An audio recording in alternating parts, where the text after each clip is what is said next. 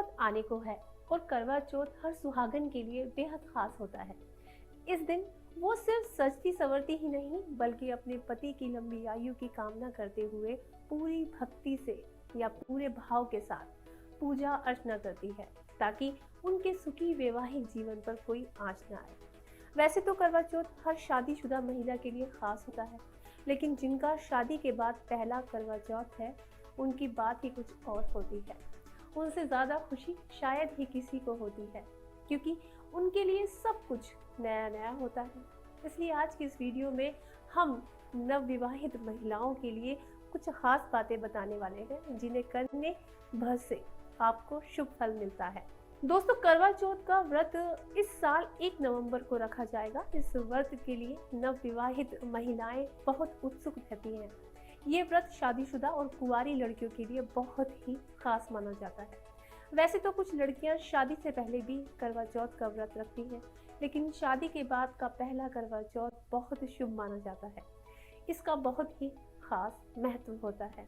अगर धार्मिक नजरिए से देखा जाए तो शादी के बाद के पहले करवा चौथ से जुड़ी कई मान्यताएं हैं, जिसके बारे में जानना बेहद जरूरी है।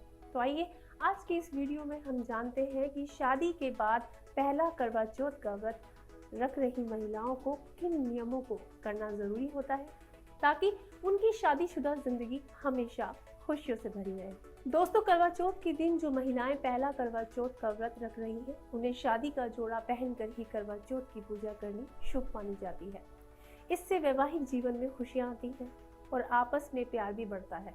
इसके बाद आती है सजने संवरने की। दोस्तों, माना जाता है कि करवा चौथ के दिन नवविवाहित महिलाएं सोलह श्रृंगार करें और उसी तरह से पूजन की तैयारी भी करें। इससे दाम्पत्य जीवन में कभी किसी तरह की कोई परेशानी नहीं आती और सुख सौभाग्य की प्राप्ति भी हो सकती है।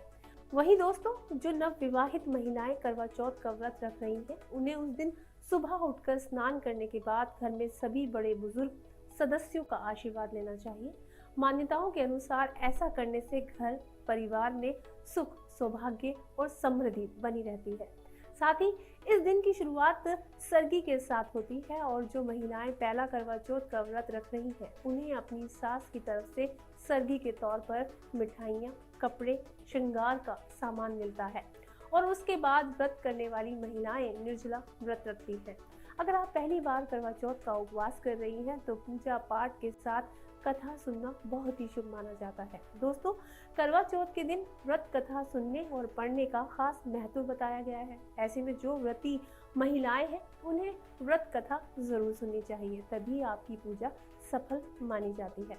दोस्तों, ये बात तो आप जानते ही होंगे कि चंद्रमा देखे बिना करवा चौथ का उपवास पूरा नहीं होता, लेकिन सिर्फ चंद्रमा देखना ही काफी नहीं है। अगर आप करवा चौथ का व्रत कर रही हैं तो करवा चौथ के दिन शाम के समय चंद्रमा को अर्घ्य देने के विशेष महत्व बताया गया है।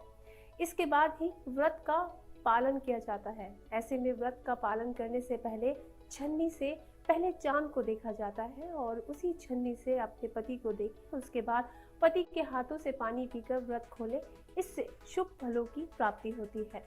दोस्तों, अगर आप भी पहली बार करवा चौथ का व्रत कर रही हैं और इसके लिए आपने पूरी तैयारी कर ली है तो आप इन बातों को भी याद कर लें। ये बातें आपको शुभ फल देने के साथ ही आपके वैवाहिक जीवन को सुखी बनाएंगी और आपकी नई शादीशुदा जिंदगी में मिठास घोल देंगी। दोस्तों, पूजा पाठ तो हर कोई करता है, लेकिन अगर इसे सही तरीकों से किया जाए तो इसका पूरा फल मिलता है।